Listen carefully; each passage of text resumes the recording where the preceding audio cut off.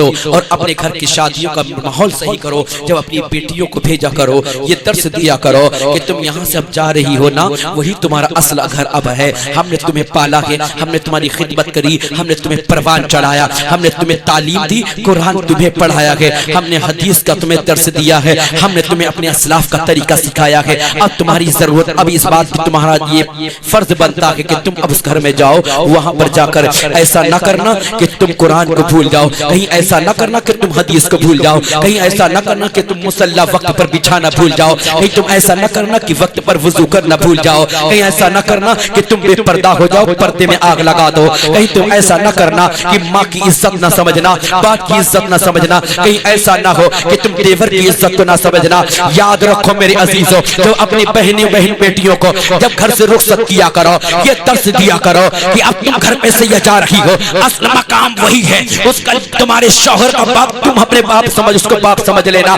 शौहर की माँ को अपनी माँ समझ लेना, शौहर के भाई को अपना भाई समझ लेना, शौहर की बहन को अपनी बहन समझ लेना। और वहां जाने के बाद जो मैंने तुम्हें तालीम दी है, जो मैंने तुम्हें दर्स दिया है, उस पर मुकम्मल अमल कर लेना। जब अज़ान तुम सुनाई, तुम्हें कानों में आवाज पहुंच जाए तो मुसल्ला बिछा देना, नमाज पढ़ लेना, अल्लाह का शुक्र बजा लाना, सजदे में चली जाना। फिर याद रखना तुम्हारी जिंदगी कामयाब हो जाएगी, आने वाली नस्लों की भी जिंदगी का